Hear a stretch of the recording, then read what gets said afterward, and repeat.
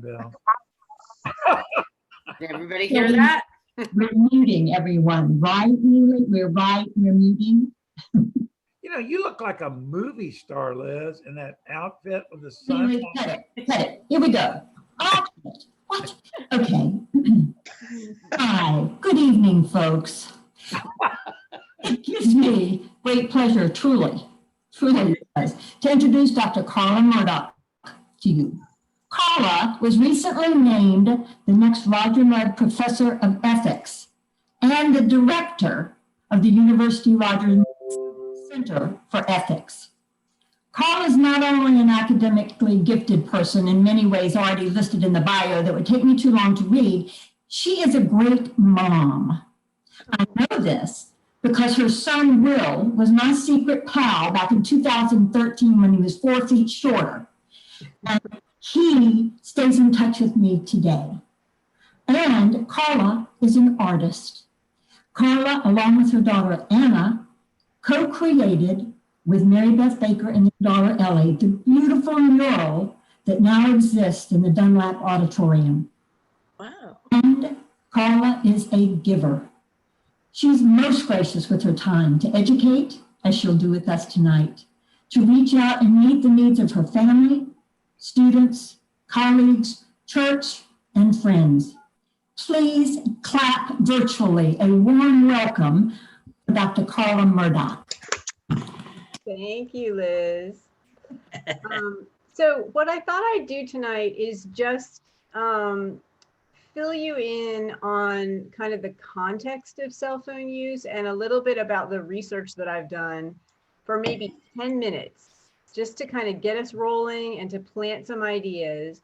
And then I want to spend most of the time talking, because lots of times it's most helpful just to talk about this together. And certainly on Zoom, it is much more fun to talk than to just sit and listen.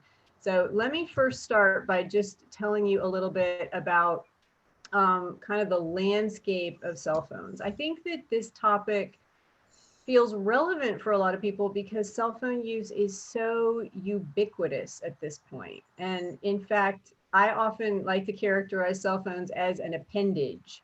And I sort of got that idea from Chief Justice John Roberts, who provided this great quote in a opinion on a cell phone related case that went to the Supreme Court. So he said, "Modern cell phones are now such a pervasive and insistent part of our daily life that the proverbial visitor from Mars might conclude they were an important feature of human anatomy."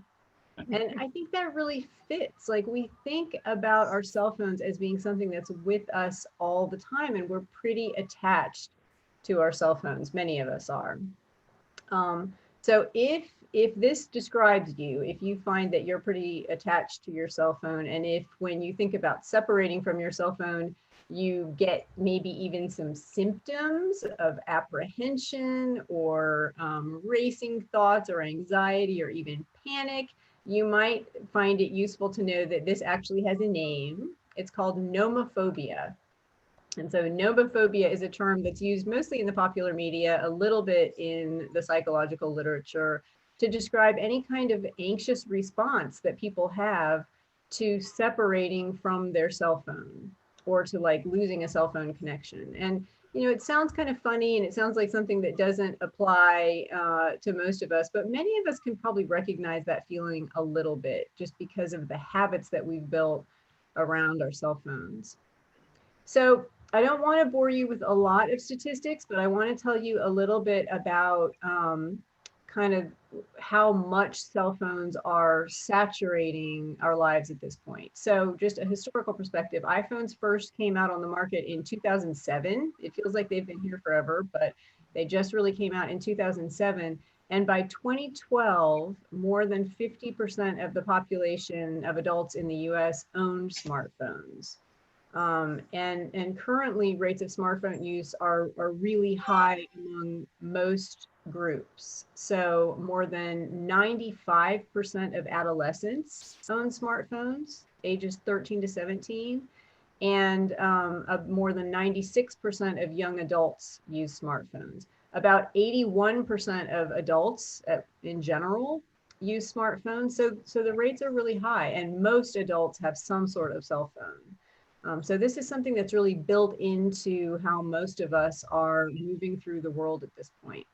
Also, children have cell phones at higher and higher rates. So a majority of kids acquire their first smartphone at this point between the ages of 8 and 11, with the highest percentage of children acquiring their first smartphone at age 10. So just to give perspective, that's 5th grade is when most kids are have got a cell phone at this point.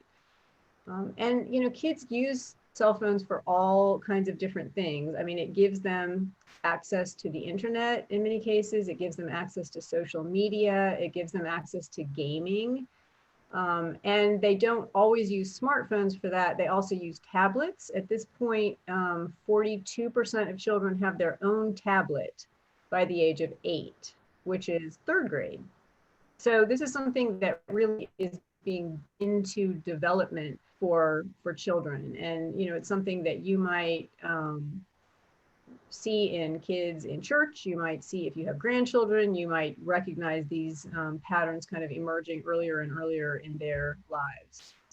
So people of all ages use smartphones for social purposes to a large degree. So they use them to stay connected with other people via texting or calling to a lesser extent, and also using social media platforms. So the Pew Research Center started tracking social media use in 2005. In 2005, 5% of adults used at least one social media site. And now within the past couple of years, more than 72% of adults use social media. So this has really become a big part of how we interact with technology. And the rates of social media use, of course, are much higher in teenagers and young adults. And when you ask teenagers about this, about using social media, usually they endorse finding some really good things about it, like it allows them to connect really easily, and it allows them to feel more supported socially, especially in the current context of COVID. But they also really endorse feeling overwhelmed by it all at times. So social media tends to produce drama, which is really stressful.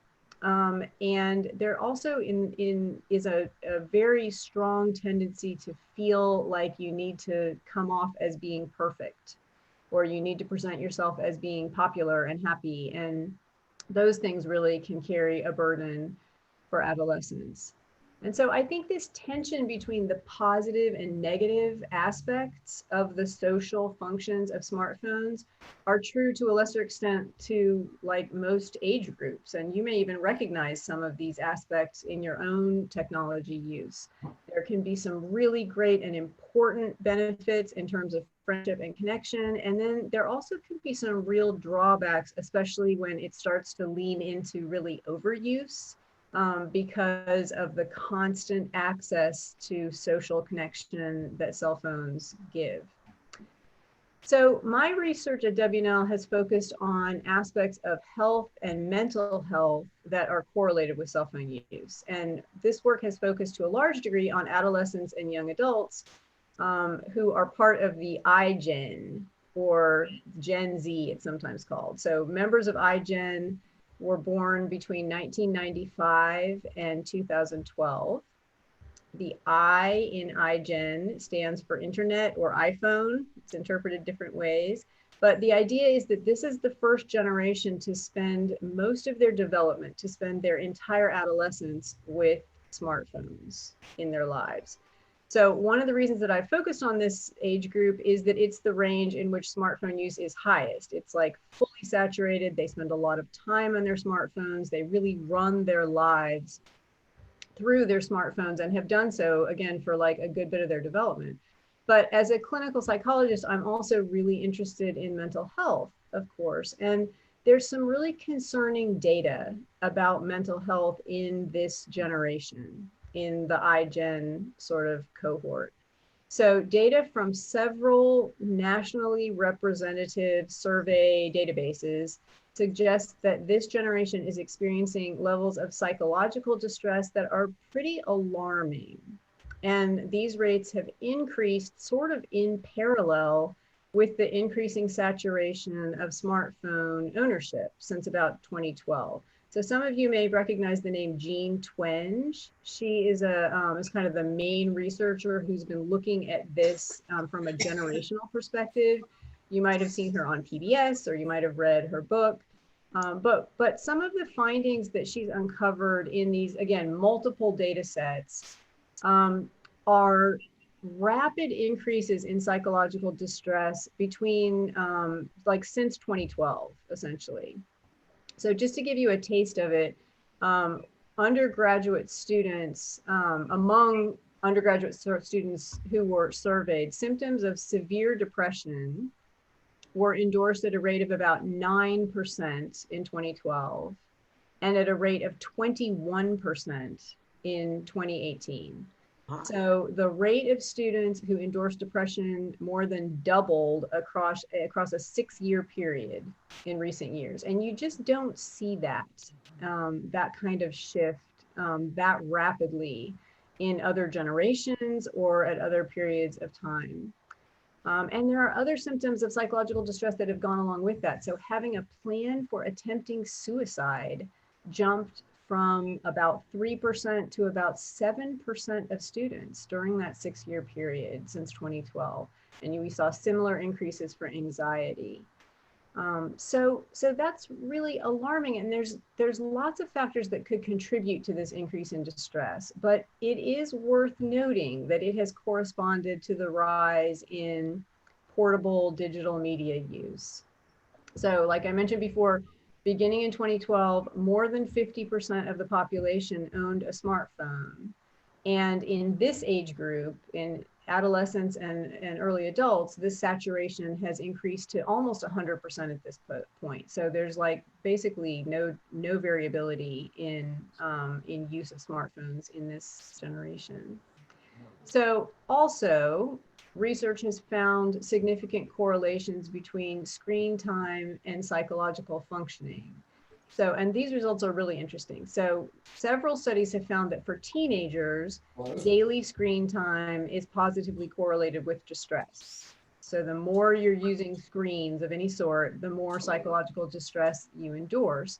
But the really interesting thing is that it's not a perfectly linear relationship where just like more screen time is worse. The lowest level of distress is associated not with zero screen time, but instead with a low level of screen time. So people who experience the least amount of psychological distress are using screens between 1 and 2 hours per day. But once they get beyond that, the level of distress like increases pretty rapidly and pretty severely. So this just reinforces the rather intuitive idea that use of smartphones and other types of screens it's not intrinsically bad. It's just that moderation works best, just like in most aspects of our lives. Mm-hmm. So I think just to finish up, I think it's interesting to discuss some mechanisms through which screen time might affect our well-being. And this is really the next big like frontier for research on this issue. There are lots of different pathways, but I'd like to briefly highlight a couple of them that I think are most powerful and might be particularly powerful during this COVID era when screen time on the whole has increased, probably with good reason. So one of the mechanisms through which higher levels of screen time might affect our well-being is through compromised sleep. And this is probably the most well-researched mechanism. Cell phone use, and especially cell phone use before bedtime, is consistently associated with most aspects of sleep quality. Okay. So especially for children and adolescents, like when you're using your cell phone more, and particularly around bedtime, it tends to delay when you go to bed. It delays how long it takes to fall asleep. Many people of all ages sleep with their cell phones right beside their bed. And so random notifications can come in, or people can actually reach out for contact. And this can wake you up. which disrupts your sleep and, sort of heads you into the next day feeling less rested. There's also some question about whether the blue light emitted from cell phones might delay production of melatonin, which is the hormone that induces sleep. There's not great data on that, but it could be another mechanism through which screen time before bed contributes to problems, to mental health problems. So as we try to create some like boundaries for cell phone use in our lives, one thing that I can recommend really without thinking about it very hard at all is physically separating from your cell phone at least an hour before bedtime is really a habit that most people should be observing. So sleep is really important. The other thing that can happen when people are using their phones a lot is that they're using their phones at the expense of doing other stuff. And the other stuff that they might be doing, the other activities that they could be choosing to do might be more health promoting. So they might be more socially enriching or cognitively enriching. And so when you're choosing how to spend your time, like by choosing to be on a screen, you are choosing not to do other things that might be better for you, essentially. And then, of course, this is even more the case if you're on your screen a lot. And it's really interesting that research has shown that just in social interactions, in social situations, just the presence of a smartphone in that social situation reduces our enjoyment of it. So even if we aren't like, if we don't feel like we're attending to that cell phone when we are at dinner with our spouse or, spending time with friends, just having it as a stimulus in the environment tends to reduce our enjoyment of that interaction face to face. So anyway, I just wanted to kind of plant some ideas that might interest you for us to discuss, but I'm really interested to know your thoughts and your questions about cell phone use and how it's relevant to all of us right now.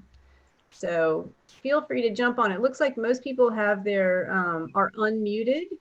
And so I think that we should be able to just jump in and have a discussion. But if that gets complicated, then I'll watch for hands and we'll call on you. Okay, Karla. Yeah. Of course, most kids now, it seems, are using some kind of cell phone or tablet or something because of virtual education. Yeah. So that's many hours a day. Right. And I'm wondering to what extent research about all of this has delved into the question of what is the content of what they're doing. I mean, it seems as though using it for virtual education might be different from looking on Instagram for some message or something. I don't know enough about all this to be terribly specific, but or just, to be on Facebook or whatever. Yeah, there are so many interesting questions about that. And I think that many kids are using sort of school issued computers to do their virtual schooling. Mm-hmm. And those have blocked access to most social media sites and most other forms of distraction. That doesn't mean that students aren't using their cell phone simultaneously while they're being in school, right? I mean, they literally, I happen to know. I see. They are very often texting each other and, having just like media multitasking going on. I actually did a quick lit search. It's been a really busy semester, so I have not kept up with the literature this term, and I'm not having a very active research program at the moment in the past couple months. But the research isn't out on that yet. I imagine that in a few months, we're going to be seeing, I hope that we'll be seeing a lot of research on that. But I think the issue of media multitasking is going to be really interesting. And then I also think just the issue of what it does to human beings in general to be narrowing our attention so on such a small space over hours and hours and hours Mhm. is a whole different kind of question that is, kind of neurological in nature that I would love to understand better. Yeah, we have kindergartners now who are locked onto something electronic all right. day. And I wonder how healthy that is. Yeah. I don't know. How many of you are using a lot of Zoom right now? Are you guys having to play and yeah? Because have you found that it is fatiguing? Yes. Yes, very much so. Very much so. Yeah. I think when you use the term nomophobia, I'm sitting here and I don't know that the older would maybe admit that they do that, but it is scary. If I can't find my phone and I'm heading out the door, No, that's one thing though. and then I start laughing at myself thinking, what did we do back in the old days when there were no phones? We had no idea where anybody was, when they were going to get home, how they were going to get home, if they were in a ditch, whatever. But now I'm as bad as the kids because I'm thinking, okay, if I'm on the road and I'm in a ditch, I can call for help. Yeah. Right. Right here, I can call for help. So it's become a real safety. And I think for some older folks, that's what they said. But Yeah. I heard your class before. I came to one of your classes about this research, which is why I wanted to share it. And you talked about the sleep thing. And I have to tell you, I turn my phone off at 9 p.m. and I never look at it until the next morning. But we have to have one on because it's our emergency. We don't have a landline anymore. Yeah. We put it in another room. Yeah. I heard what you were saying, and you are exactly right. Well, I really invite all of you to do that, to experiment with that if you haven't yet, because I think what many people think is that they're going to use their cell phone to kind of wind down at night, just like the last thing you do to sort of relax. And it really seems to have the opposite effect. And there's a few reasons for that. Like one is that even if you're doing something that's really fun and enjoyable on your phone, it is emotionally and cognitively stimulating. Like that's why we like to do it, right? If it were super boring, we wouldn't want to do that. And so activating your brain in that way right before you're trying to let your body down regulate, it's just working directly against that. And again, it doesn't mean it's a terrible thing to do. It's just that it's probably going to show up one way or the other in terms of the quality of your sleep. Mary, what were you going to say? What if you are reading a book on your tablet? Is that the same? I mean, I frequently read to kind of quit thinking about everything from the day and to get myself ready to go to bed. Is that the same thing as checking Facebook?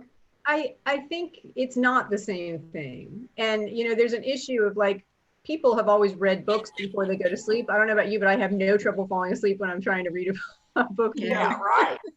But, there is an issue about, and I don't think that the research has done a good job of exploring this, but like if you're reading it on a Kindle, there could be some slight effect of blue light emission in delaying melatonin production. I think most readers at this point have like corrected for that a little bit, and you can dim the light so that it's not doing it. But even that, reading a book is a relatively passive activity, right? So you're a relatively passive participant in that process. When you're looking at Facebook, or when you are texting, or even engaging with some sort of information, it is cognitively stimulating. Yeah. One of the reasons that you're making a response. It is, and it just is like it's getting you sort of geared up as opposed to letting you gear down. Karla? Yeah. Neely Young, I don't do any of this stuff. I do a lot of reading and writing. I try to stay away from all this stuff, and I have sort of an opposite response. I find all this stuff on social media boring and minutia. That is to say, people talk about, oh, what did you have for lunch? I really don't care about all this. Yeah, there's a lot of that. And it's just a waste of time as far as I'm concerned. And so I just don't bother with it. Now, I understand. Have some of it. Well, even if I had it, I have this computer here. I don't even like Zoom meetings, but I'm doing this. But I learned things on the computer that get me started in research and writing, and that's relatively useful. I like the telephone. I like to talk to people in person, but all of this time spent by people doing this stuff, it seems like a tremendous amount of it to me is just a waste of time. Yeah. So Well, you if are I, not at Neely, For you me, are not. for me it is. Let's just put it So that you are not at risk of becoming addicted to your cell phone. For way. many, I worry because texting, people text all this foolishness all the time about stuff. I mean, you can meet with somebody in person or you can talk on the phone, but I just think it's a lot of it's a waste of time. I don't understand what's so attractive. Also ignore the text. yeah. I mean, I think I do ignore it, but I don't understand why other people do this stuff. Well, yeah. maybe being ignored enough will not to trouble you further.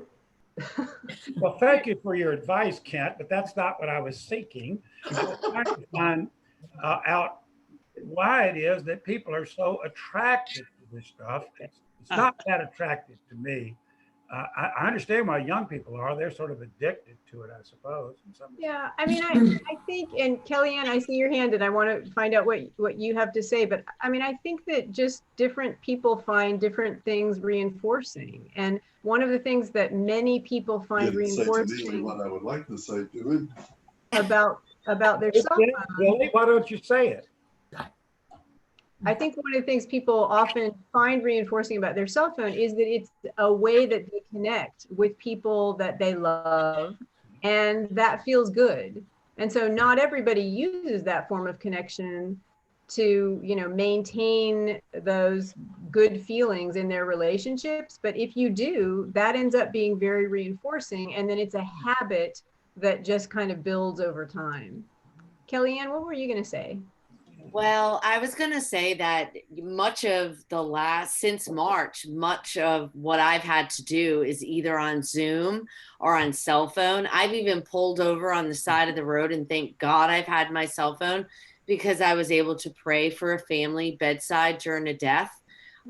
There are positives to it, but I think I agree with Karla. I don't know how I minimize it right now, Karla. This is our 435th Zoom meeting at Lex Pres tonight. Oh my God. So we have been a busy church, and the functionality is surrounded around the technology, right. not just Zoom, but even texting, like helping people get on. I mean, if I didn't have my face in this phone, we wouldn't have as many folks. But I'm so aware of the blue light and the disengagement. It's not my world right now, but I will say our children, I have a question in this. My question is it different in your research for adults versus children because it's all they've known? Like, I know better. Like, I know to go for a walk in the woods or listen to some music or read a book.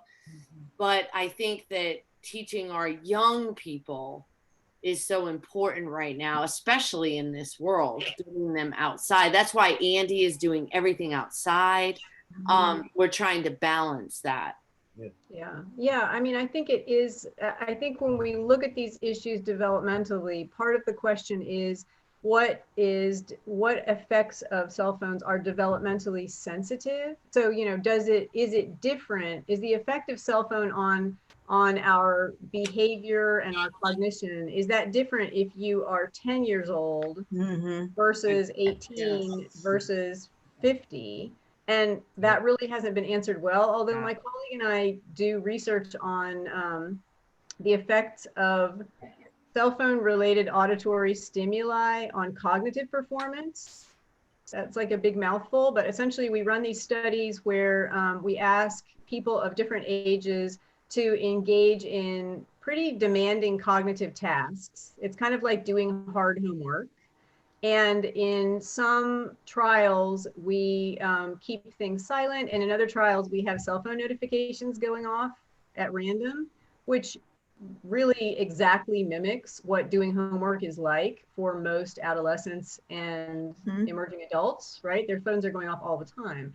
And as you might expect, we find that performance is impaired when cell phone notifications are happening. But interestingly, it's far more impaired for younger kids. Oh, yeah. Mhm. So Sure. the adolescents show a bigger effect of that. The adults show a little bit of an effect, but much less so. And the emerging adults are in the middle. Mm. So all of this is to say, like, it does seem like there is some developmental sensitivity, and whether that's just based on the person's age or whether it's based on, again, like having grown up with the cell phone in your life always versus having built a life Without one. that didn't involve a cell phone. And then, you know, like Neely was saying, like, this is not something that feels relevant, right? Like, he has built his life without this kind of interaction, and, you know, so it doesn't feel essential. So I think those are all really important questions with respect to development. But Liz, no what- studies on older adults yet.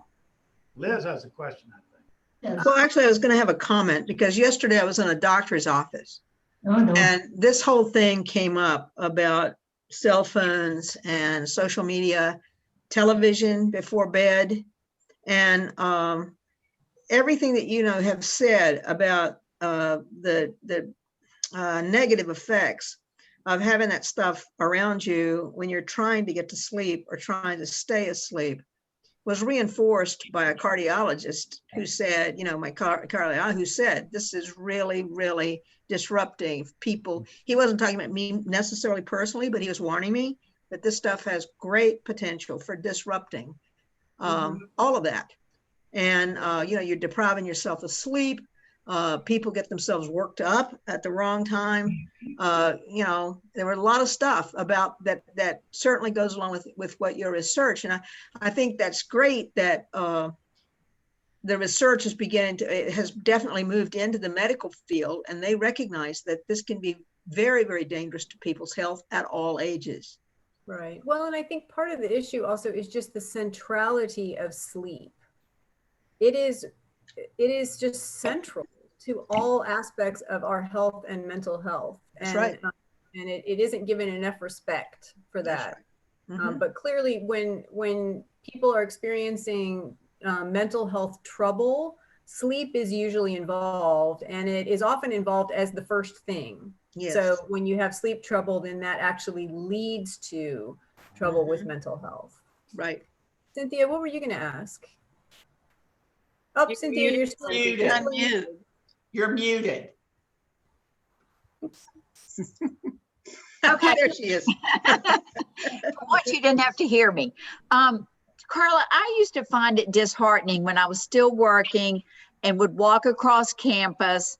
And what I thought was very important at one time at Washington and Lee, the speaking tradition, if you walked by an individual student, their head was buried in that phone as they walked.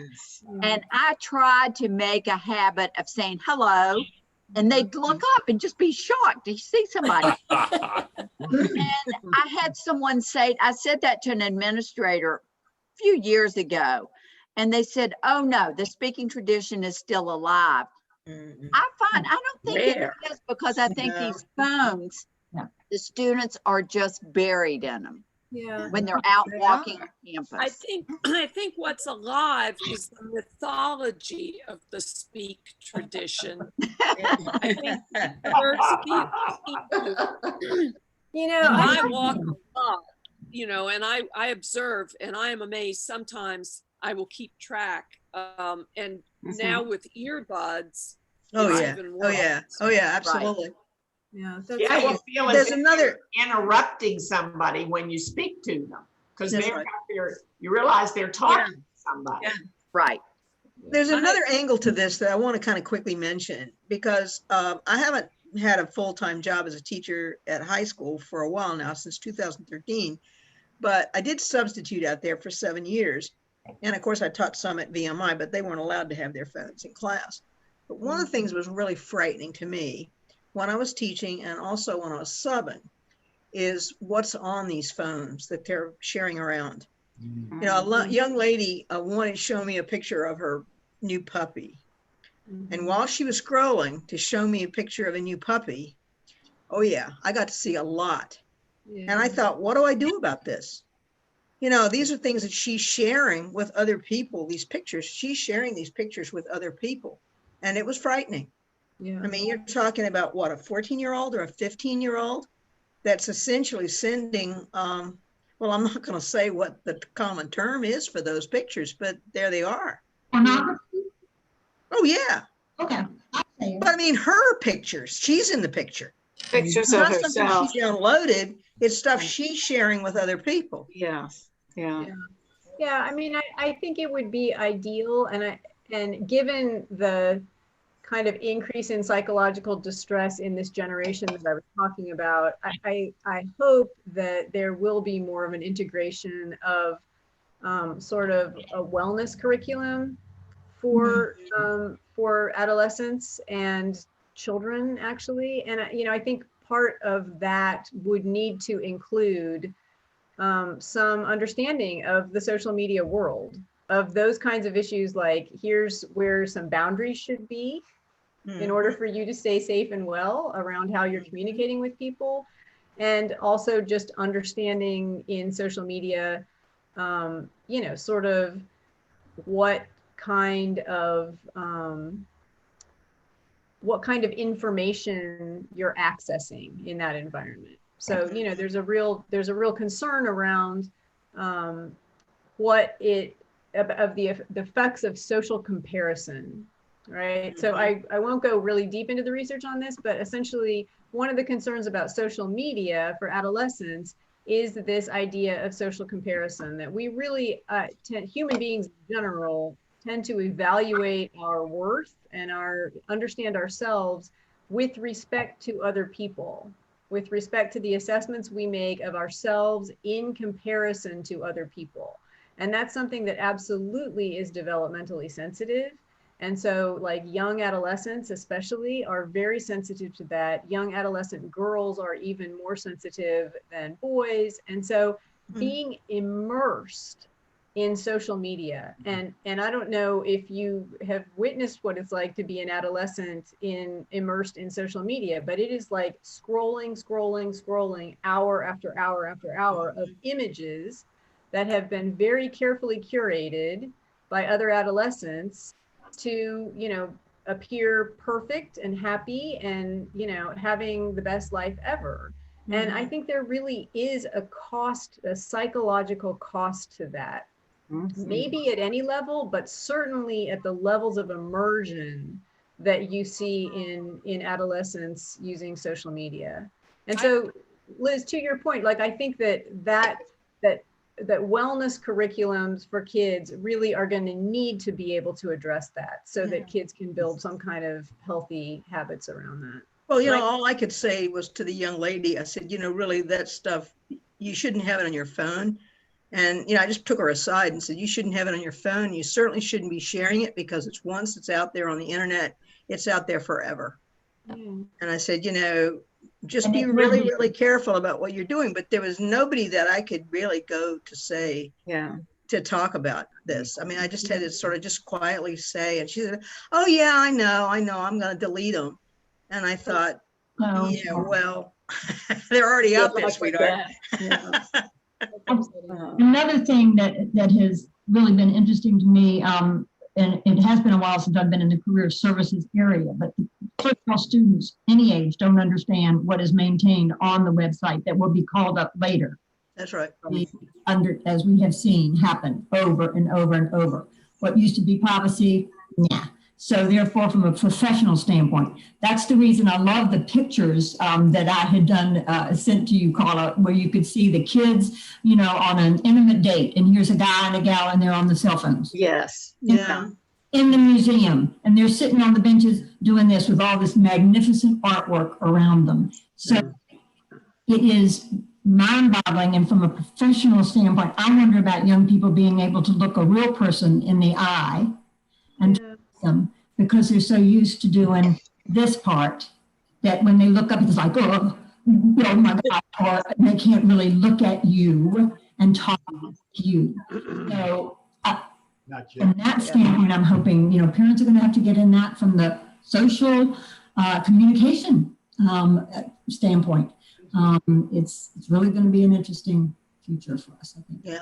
Liz and Karla, can I jump in here and just say that despite the fact that I don't do much on the internet Yeah, well, a lot of people do, and it is a fact of life. And Karla has helped us an awful lot, I think, with understanding that this is an issue which is going to continue Yeah. to affect our society for many years to come. And let's just pray that we find the right answers to how to use this technology in a useful and a positive way. And it comes back to the parenting also being role models. yeah. Yeah, that's a good point. I am so conscious. My grandson has 2 teachers. He's 7 and he's going to college next year. He has 2 teachers that thankfully, when they get home from work, things cut off. I mean, they've been on the computer all day long, all of them. Yeah. So there's this, let's get out, go walk, ride, play game, whatever, get the dog. But it's a conscious decision, and I'm eternally thankful for the kid. We have the same situation, Liz. I think probably Karla would agree with this as well, that it helps if the children have other interests. Mm-hmm. Besides, and our grandson is, he's a good student. We're happy about that. He's very athletic, Karla. He enjoys athletic activity a lot, whether it's soccer or basketball or swimming. And he enjoys those activities so much that he's not engaged on the, not yet. He's about 10 years old. And his parents do have some hopeful influence, but the fact that he has these other interests, I think, maybe helps the kids. I think so too. And that's actually a really important point, because one of the first things that I really recommend for everybody, but for parents especially, is that you do a home screen audit, right? So like, if you don't want your kid to be on screens all the time, then minimizing the stimuli in your home environment that are screen related is a really good place to start. Because if every room has an opportunity to be reminded about a screen that you could be on, it's going to be really hard to change that behavior for anyone in the family. So a home screen audit is just sort of looking around your home and thinking, do I really need all these screens, for one thing? And is there a way that the screens could be really just put away when they aren't in use, when they don't need my bowl of grits. You like a little sugar on yours, is that correct? Karla, I was wondering, all during this conversation, I've thought of how lucky we were, because mostly the phones weren't around too much. The actual smartphones, when our kids were, especially when they were little, and of course, we were able to just wing it. But my thought is that parents now really need to inform themselves and figure out some ways to handle this right from the beginning.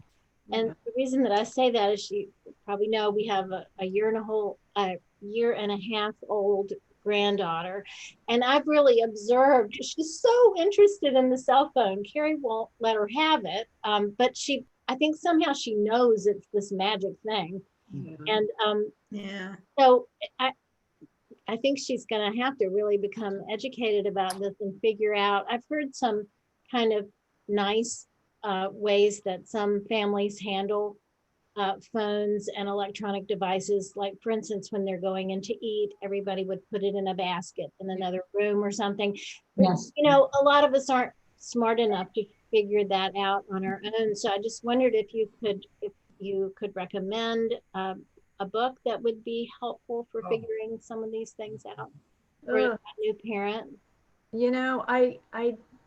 I I will look for that. There hasn't been one up until recently, and I'll check and make sure that a new one hasn't come out. But I will say that I think that just going for physical separation is the best way to do it.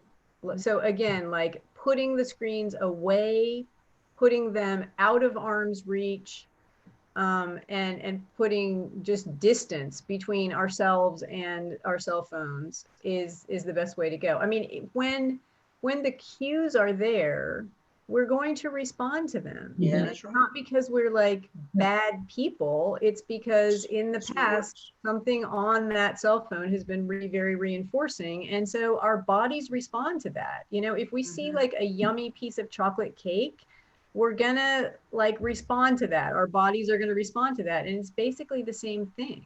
You remember Pavlov's dog? Do you remember the whole thing about Pavlov's dog? That the dog would come as soon as he heard a particular ring. I have become Pavlov's ring. I know. Nevertheless, you have set this up, and Karla, and you have done a great job. But I need to ask Skip something if he's still on the line, because he is our program in 2 weeks. And, and what are you going to do, Skip? I'm going to talk to you on my cell phone. No, He's in 2 doing weeks. Advent wreaths. That's right. I'm doing Advent wreaths, and either Kellyanne or Tom, I'm not sure which one, is going to explain the candles and the significance of each one. Well, Tom's doing it. Tom, okay.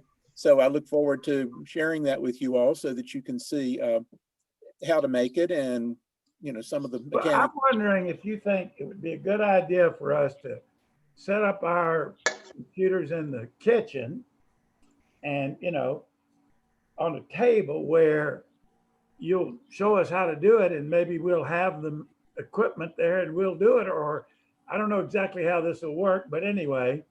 I was going to say, Neely, let's think about that maybe after this thing. I'm going to let Karla go because Karla also has other things to do with her life. Yes, she has a life. Sharing with us. But honey, bless your heart for spending tonight with us. As you thank you. Probably go till midnight, at which point we wouldn't get the sleep that we oldies need. So I do thank you so very much. You're loved. Great. So good. Good job. Thank you, Karla. Tell them to stay on if you don't want to hear about the next one. We'll be in touch. You'll know. I appreciate the chance to talk to you all. So take care. Thank you so much for taking the time. Thank you. Thank You should write the book. Yeah, why don't you? She should write the book. Yes, she should write the book. You should write the book. She has nothing else I to do. find it very interesting. I raised kids when cell phones came to be hot, and both of them wrote us notes why they deserved a cell phone, and it happened around 8th grade.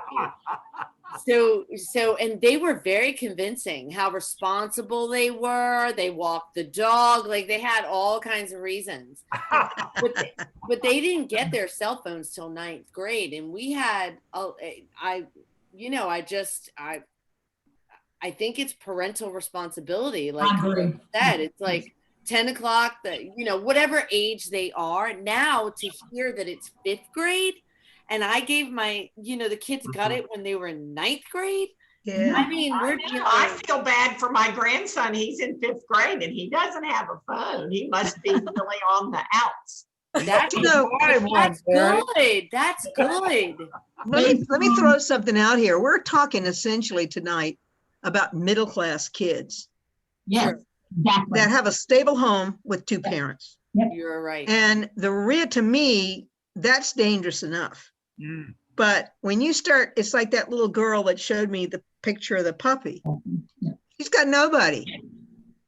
And who's going to help her? I mean, this is another thing. When you're talking about kids that don't have stable home lives, that don't have somebody to say, now, honey, just because you're not, these pictures on Facebook, they're not necessarily the way those people really look.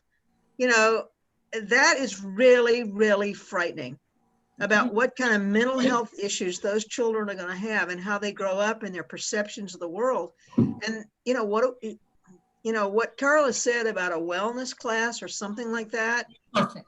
it's the best you could possibly do maybe, but I'll tell you, they are so vulnerable because they don't have anybody. You know, I had kids, not to take to your time, folks, but I had kids coming in my class in the afternoon. And I remember one girl in particular that came in every afternoon completely enraged every 7th period over stuff that was on her phone from lunch or from whenever between classes. You bet. And it was impossible. Right. She couldn't even focus on anything. Let me tell you, US history was right out the window there. She couldn't focus on anything because all she could think about was what somebody had texted her and insulted her at some point during the school day. And you could just see, I mean, you know, her whole self-worth was tied up in what somebody was putting out for her. And then there are the parents who don't want you to take the phones away in school. Oh yeah, and there's that with your child. Yeah. And that's the thing. What's about that? That's terrible. They need to be taking the phones. They need Yeah, to well, good luck with that. check them at the door. You know, they can't even do that at Blackboard BMI. left us, and now we're talking amongst ourselves. Yeah, they can't even do that at BMI. Skip Hess had a hand up. Did you have a hand up, Skip? Yeah, I want to make a quick comment. Go. There's a restaurant that I have something to do with. A few years ago, the owners implemented a plan and they have a drawer. And when the servers come in, they open the drawer and they put their cell phones in. Said, is this going to work? And they said, well, we don't really care because we don't want the waiters and waitresses talking on their cell phones instead of taking care of the customers. That's Right. what we're paying them for. Good. So I was talking to some of the wait staff and I said, how's this going? I can't wait for my break so I can get my cell phone and go outside. Yeah. Okay. And they did. A cigarette. As time went by and I checked with them again, I said, how's it going with the cell phones in the drawer? And they all told me that they loved it. They came in, they put their cell phone in the drawer and they did not go back during their break. They didn't go back until they left that evening because they didn't want to be bothered with it. They didn't want to be upset. They didn't want to hear what somebody else was having for dinner. And they got better tips because they were paying attention to their customers. So I thought that was wonderful. See, everyone should become a Luddite like me. That's the answer. But Bill's got something. Bill. Yeah, I wanted to echo that from the summer camp point of view. Yep. Of course, we didn't get to have summer camp this year, but what we've dealt with is for years, the campers, these are boys 9 to 15, don't bring cell phones. The staff have theirs, but we impress upon them the fact that the worst thing they can do for themselves is to flaunt that privilege. So they are not to be having them out and using them in front of the people. Good point. Some of them have legitimate reasons to need to have access when they're off work, off duty. But what we have found is that all of them, just as the campers, it doesn't take them any time, and especially if they've been to camp before, they're ready to leave that device when they step on camp. They're back. They really are. They're so thankful for peace, quiet, and focus. You bet. The staff over time are the same way. And all of a sudden he realizes, I don't even know where it is. Oh, well. Right. I'm leaving, and as the famous last words are, talk amongst yourselves. It's okay. We can all leave. It's 7 o'clock. We did a good job, y'all. Thank you for coming. She's so special. And thank you. She did a great job. Thanks, Liz. That was good. Shoot. Yeah, I guess we need, Liz Soup, I great. think we need to find a summer camp for you. to do That would not allow you to bring your cell phone. No, you don't have to tell me more than once not to use my cell phone. I'd be happy to do it, except then I'll sit there and think, what am I missing? What am I missing? Get over it. It is, well, it is. It's a scary thing that I'm very conscious of. She was right on the money, and I'm one of the old ones. Think about the kids who've had them forever. Yeah, that's right. That's the scary thing, is when I realize how addicted I've become. Yeah. And turning the sucker off at 9. But when I see how I've become afraid I'm going to miss something, or not do what I'm supposed to do when an email comes across and I'm going, oh, shoot, what have I forgotten? And so it really does become such a prevalent part of keeping me going. And I don't like being addicted to anything like It's everything. It's like having your calendar on there. It's like having your memos on there. It's like having your alarm clock set. There you go. It's just, it's just a ubiquitous part of your life. And, I mean, on the other hand, though, a lot of good comes from them. And we can't forget that too. I was going to say, and that's the thing. It's like the dude that was coming out to do our yard yesterday morning was because he hit a deer. He hit a deer, but he didn't know that he had hit a deer. I mean, he called somebody to come for help. If he didn't have a cell phone, he wouldn't have been able to call. We never would have seen him at all. Well, think of the people that you've reconnected with, especially during COVID. Think of the people that you are using social media to connect with when you can't actually see them. You're right. I mean, it's as you say. I mean, it's a double-edged sword or a triple-edged sword. It's all in how you use it. But well, it brought me to you all tonight. Mwah. Take good care. But it was a great program. It was a great program. It was a great program. Thank you. Hey, Kellyanne, wait, before you go. Kellyanne, I gotta say this. Thank you for everything that you're doing. Absolutely. When I talk to people, you know that I have a nephew who's a Presbyterian pastor and a great niece who's a Presbyterian pastor, not to mention 10,000 elders somewhere. And I just want to thank you so much for everything that you are doing for Lex Pres and for us. It means so much. And you've really carried us through a very, very difficult time. And I might also mention Mr. Bill too down. I was going to say it takes a team, and without y'all's willingness, I could have done, I mean, it's the Lord working through us as a team that has brought us here. It's not just any one person. It is a collective group, just empowered by the Holy Spirit. It has been one person that has kept us on the daggum computer thing. That's right. Well, that might be true. You could make me responsible for Zoom, I suppose. Yeah, you could. Bill Klein's big idea. Where would we be without Mick Music? I know. With Bill and with Andy and everything. I mean, Mick Music is actually doing Mick Music online. Like, he's got a YouTube following. He is. They're part of his groupies. Yeah, exactly. So, and Skip will be doing the Advent calendar. So hang tough, guys. You'll be hearing from us, I'm sure, about the Fantastic Thursdays. Love y'all. Thank you, Liz. Thank you for setting it up. Thanks to everybody. Good night. Good night, everybody. Night. Good night. Good night. Good night.